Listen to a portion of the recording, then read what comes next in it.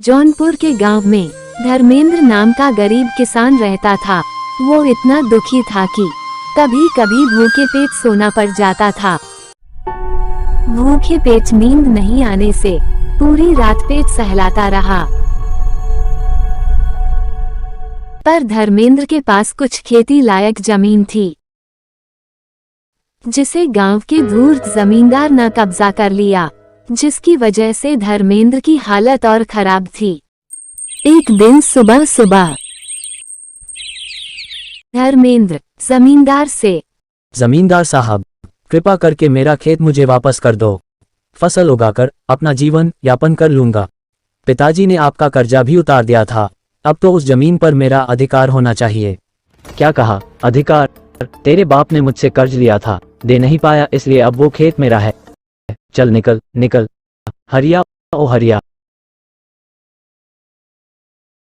क्या हुआ मालिक? धक्के मारकर निकालो इसे घर से बाहर।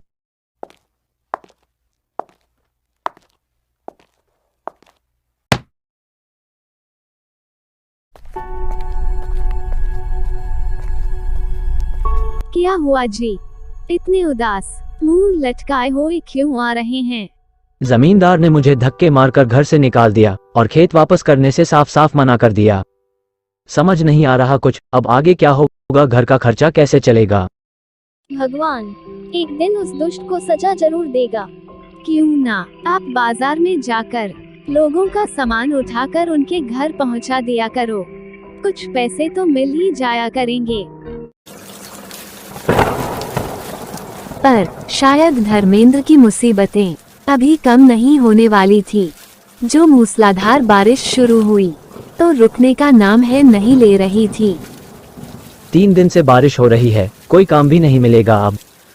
मुझे तो इस बात का दुख होता है। हे माँ, मैं तुम्हें कोई खुशी नहीं दे पाया। मुझे तो याद भी नहीं कितने साल पहले मैंने तुम्हें साड़ी खरीद के दी थी।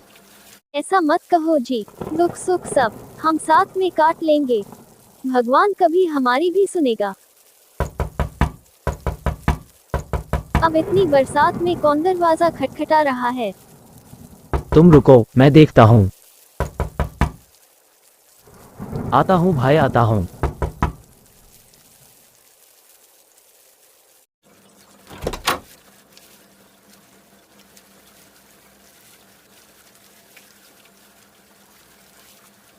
प्रणाम साधु बाबा, इतनी बारिश में आप कहाँ टहल रहे हैं?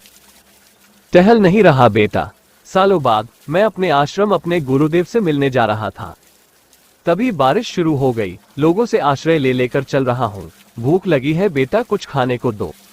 आप पहले अंदर आइए साधु बाबा।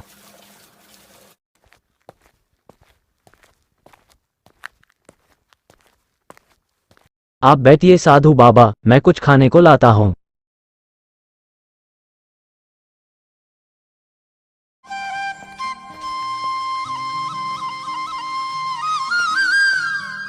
तुमने कुछ बनाया नहीं? क्या बनाओ जी? रसोई में बस कुछ चावल के दाने हैं। वही उबाल कर चावल बना दो, साधु को वापस तो नहीं भेज सकते। खाना खाने के बाद साधु सोने लगे। आखिरकार सुबह हुई बारिश भी रुक चुकी थी। साधु अपने आश्रम की ओर जाने लगे। मैं तुम्हारी सेवा से बहुत प्रसन्न हुआ बेटा। मुझे पता है तुम खुद भूखे थे और तुमने मुझे अपने हिस्से का खाना दे दिया। मैं भी तुम्हें कुछ देना चाहता हूँ। ये बताओ, आखिर ये चमकती हुई सुराही किसकी है?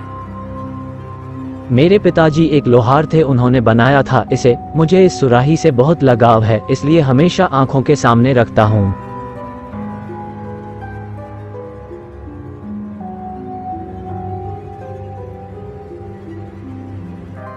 आओ मेरे साथ बाहर चलो।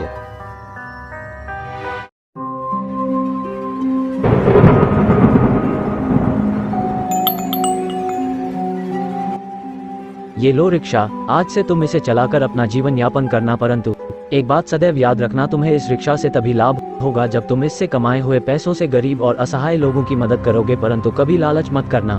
भगवान तुम्हारा कल्याण करे। रिक्शा चलाकर धर्मेंद्र अपनी जरूरत भर की कमाई कर लेता था। कम से कम अब उसे भूखे पेट सोना नहीं पड़ता था। कुछ दिन बाद धर्मेंद्र शाम को घर वापस लौट रहा था। तभी उसे किसी की रोने की आवाज सुनाई दी। ये रोने की आवाज कहाँ से आ रही है, चल के देखता हूँ।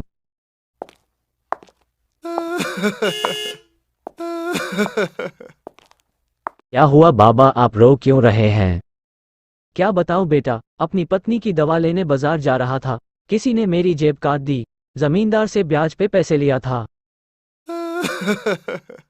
उस व्यक्ति की बात सुनकर धर्मेंद्र को उस पर दया आ गई और उसने अपने सारे पैसे उस व्यक्ति को दे दिए। लेकिन जैसे ही धर्मेंद्र वापस अपने रिक्शा के पास आया, अरे ये क्या, मेरे पास तो सिर्फ 50 रुपए थे जो मैंने उस आदमी को दे दिए। फिर मेरे रिक्शा में 2 50 के नोट कैसे? ये भी उस आदमी को दे देता हूँ, मुझसे ज्यादा उसे इन पैसों की जरूरत है। धर्मेंद्र ने वो पैसे भी उस व्यक्ति को दे दिए और वापस रिक्शा के पास जैसे ही पहुंचा, अरे यहाँ तो 4 नोट हो गए, आखिर हो क्या रहा है? घर चल के हेमा को बताता हूँ।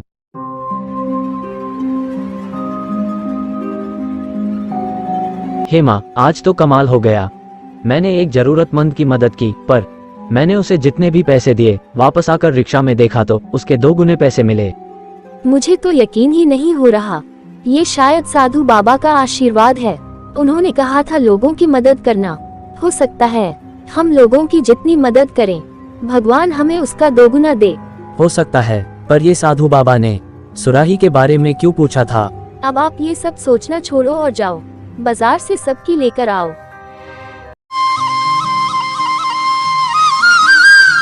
उस दिन के बाद धर्मेंद्र और हेमा जरूरतमंदों की मदद करने लगे। वो लोगों को जितना देते, उन्हें उसका 2 गुना मिलता। आखिरकार बात उड़ते उड़ते जमींदार के कानों तक पहुंची। अरे ओ हरिया, ये धर्मेंद्र तो आजकल गांव का मसीहा बना घूम रहा है। मेरे रहते कोई मुझसे आगे बढ़े, ये मुझे बर्दाश्त नहीं। जाओ और छीन लो उससे वो रिक्शा, मैं बनूंगा सबसे धनवान। जमींदार के आदमी धर्मेंद्र को बुरी तरह से मारपीट कर रिक्शा लेकर चले जाते हैं।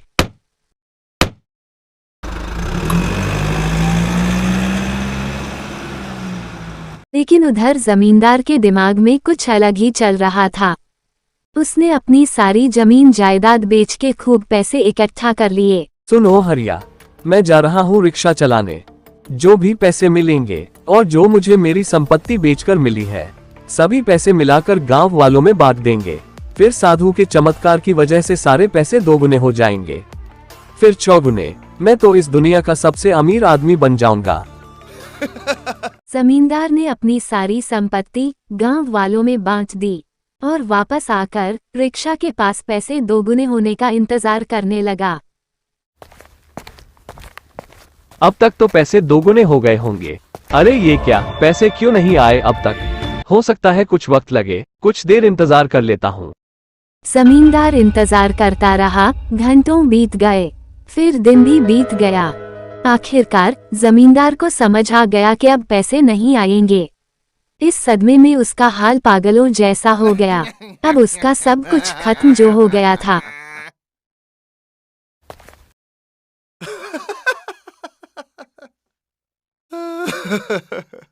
पागलों की तरह जमींदार गांव-गांव घूमने लगा। जमींदार को उसके लालच का फल मिल गया था। उधर हेमा और धर्मेंद्र आपस में बात कर रहे थे। जमींदार के पैसे 2 गुने नहीं हुए, पागल हो गया है वो।